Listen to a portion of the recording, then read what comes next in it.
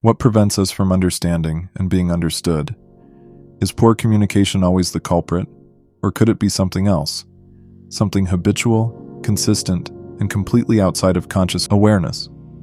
On this mini-episode of Dr. the Psychology, we're doing a brief overview of how defense mechanisms form a wall preventing true meaning and understanding from ever getting through. When reality is automatically funneled through a more palatable version that protects the ego, it's not possible to hear and be heard. Defense mechanisms are the mind's way of protecting itself from what it can't handle. But what protects you can also trap you. The invisible stories your psyche uses to keep you from breaking might be the very things that keep you from growing. Let's take a look at how these structures get built and what they cost.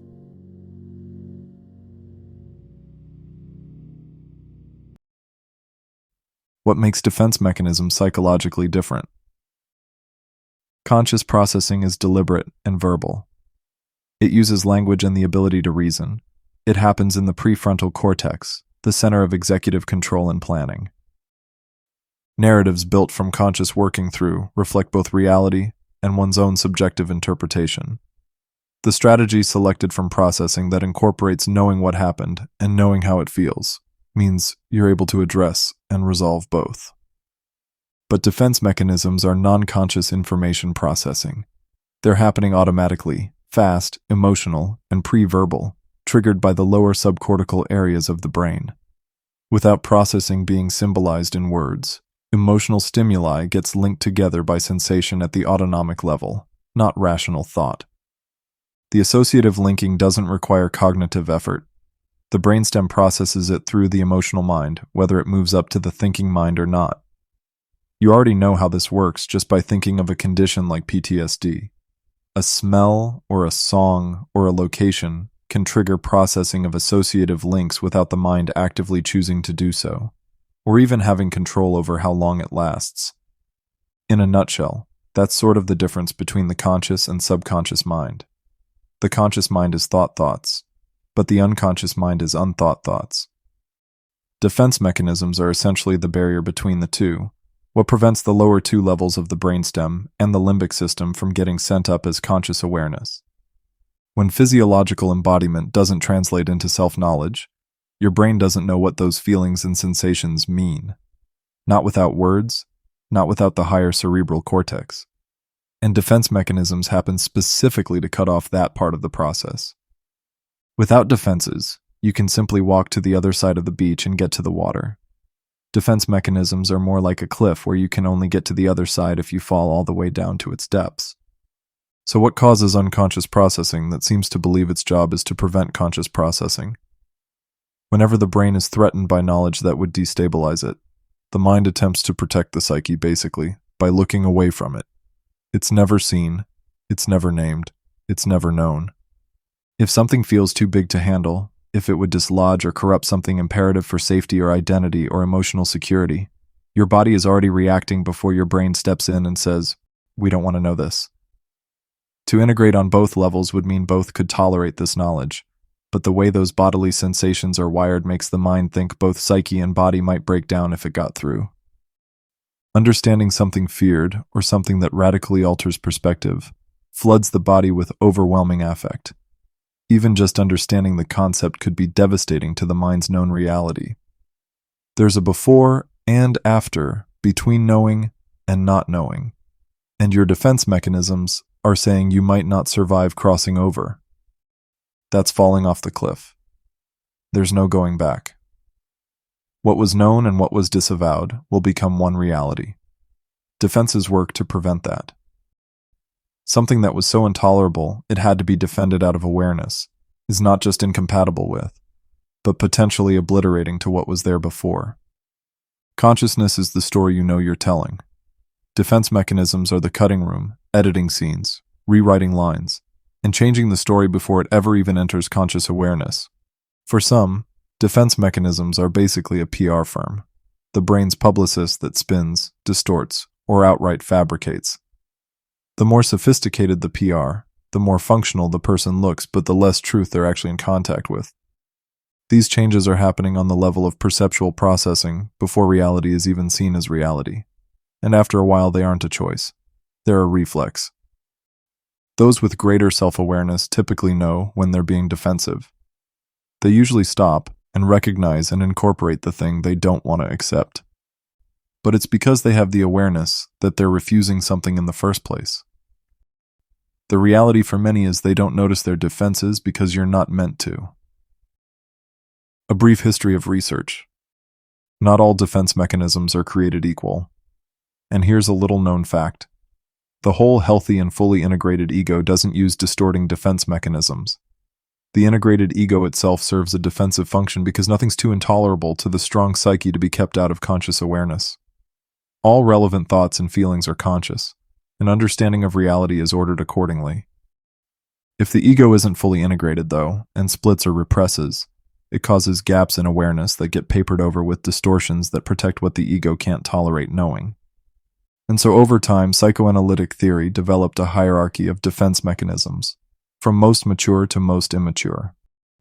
This reflects a human developmental chronology over time.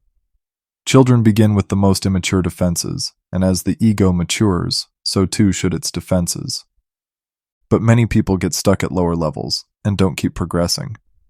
They'd have to work through and stop relying on the lower level defenses before they're able to access the higher ones. The concept of defenses altering what is consciously known was first identified, naturally, by Freud. The first identified defense separating emotion from thought was repression as the mechanism of the subconscious. He soon added denial, projection, and displacement as ways of resolving internal conflict without knowing what the conflict represents and simply doing away with it.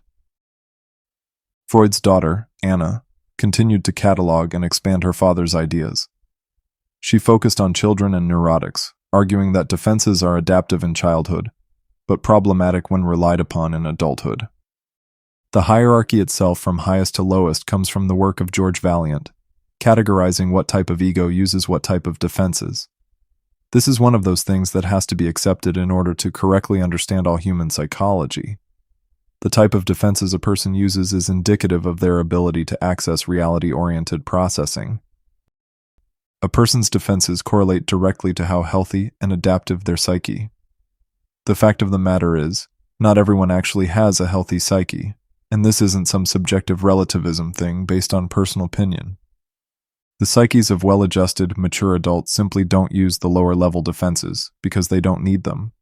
They grew out of them naturally, as the ego matured and eventually becomes perceptually whole enough to tolerate psychic threat without distortion.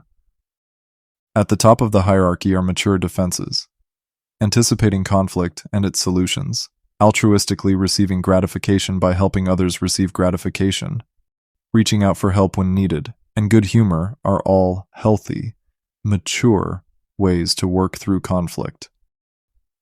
The arguably healthiest defense is called sublimation, the ability to not only recognize and resist socially unacceptable impulses, but to convert them into something positive or productive. Art, music, exercise, work are all forms of sublimation.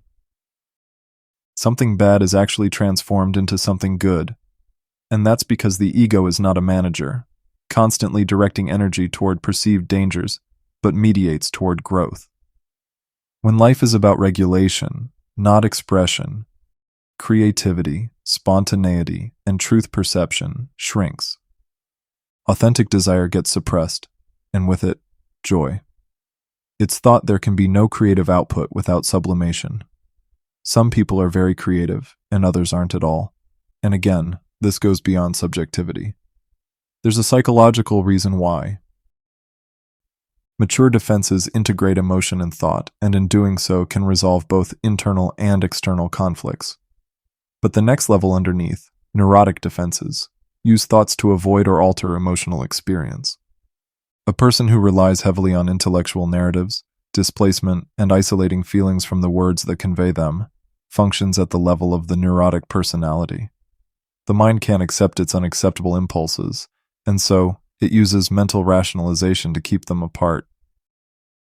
Neurotic defenses use repression, but we want to point out suppression is a healthy, mature defense. The difference is that the conflict is known, just set aside to be dealt with later at a more appropriate time. The lowest levels not only don't symbolize emotions into thought, they discharge affect before it's experienced. Primitive, immature defenses work by acting to change reality itself so that the narrative received in return is already shaped by what the ego needs to believe. The discharged emotion can be completely denied or replaced because reality itself was manipulated to reflect the distortion. If that doesn't sound wild to you, it should. It means that people fixated at this level of development are unintentionally and subconsciously shaping real-life reality so that it actually does validate their ego needs. And they'll believe it's true. Immature defenses are divided into two subcategories, and at the lowest level constitute psychotic defenses. They're the same all-encompassing, reality-distorting primitive defenses used by the helpless infant, whose only weapon against distress was its psychic will. We're not withholding an overview of immature defenses to be provocative or teasing, only that they're too complicated to explain in a short amount of time. Even if they were, it would require gradual internalization to fully understand how it's possible one person's defenses can distort both their own and another's reality. This isn't just an idea or possibility, it's real psychological phenomena that many people live every day, impacting those around them. It would be an injustice to the complexity involved to just name the defenses. Some of them look innocuous and are words we use to describe people every day, without most people knowing they're the most primitive forms of functioning. If you're curious, there's tons of information explaining the hierarchy online. A good therapist will work closely to identify where a person's defenses are. They'll know that a seemingly good surface-level adaptation doesn't reveal anything about what's holding the psyche together underneath. A lot of people can function well on the surface, as long as life doesn't hand them any challenges they can't cope with. The mark of good mental health is not the presence or absence of symptoms, but the ego's ability to adapt and cope with adversity. No matter what a person looks like on the outside, you don't know who they'll really show themselves to be until they can't deal anymore. That's where you see what people are really made of. Narrative gap fillers. Defenses work to create a sense of narrative coherence, but the coherence is false. It's not that defended people are disorganized. It's that they're organized around a fiction. Narrative understanding is constructed based on predeterminations of who you are, what's safe to feel, and what reality is or isn't allowed to be. The gaps of what couldn't be known get filled, resulting in a narrative made coherent, understandable, and real. But that doesn't make it true. Stability without truth is made coherent by excluding what threatens the ego, not truly making sense of it. They're just jealous. It doesn't bother me. I'm better off alone. They have an agenda. They're projecting. Each one completes the story whether or not it's what the story really means, and this plays a big part in how the false self forms. The more consistently the ego relies on defensive distortions, the more rigid the narratives become. When reality is consistently shaped by defenses, disruptions can't be integrated. The story must remain intact, and anything that threatens it must go. Eventually, the narrative, not the truth, becomes reality. The once protective storytelling over time inevitably, and sadly, starts to become mistaken for personality. There's no you underneath anymore. There's only the version you built to survive, the mask that after a while is no longer remembered to be false. False coherence isn't the same as truth. The defensive psyche would rather be wrong yet consistent with its own story than truthful if it requires disruption to the falsely coherent narrative. It works the same when reality is based on truth.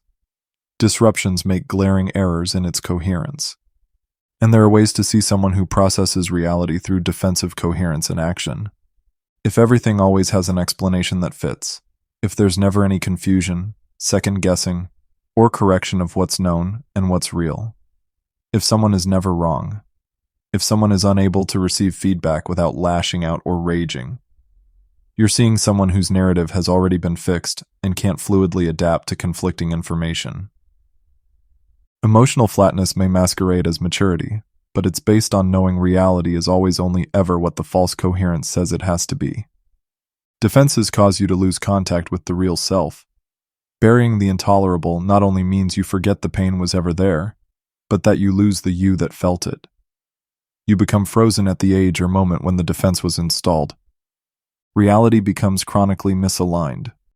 The world changes, but defenses don't. They're automated responses to past danger applied to present life. You can't respond authentically to the moment in front of you because you're still trapped in the outdated, emotional simulation from the past. Defenses protect you from feeling something your nervous system once couldn't handle. But the adult self is stuck in reruns, not reality. When life feels too neat, ask, is there more here? Don't brush off confusion, not knowing, and contradiction. That's where authenticity grows. Sharing vulnerabilities, embracing uncertainty, and voicing doubt dismantle the blueprints of defense's subconscious architecture.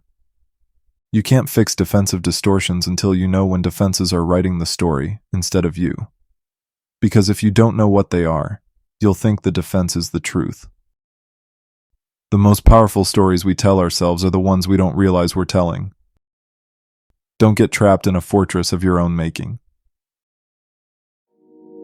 Hey guys, understanding the role defense mechanisms play in structuring the psyche is key to understanding mental illness. This is a core foundational truth about human psychology. Personality disorders and severe mental illnesses don't happen without a person's development biasing backward towards defending instead of forward toward integration.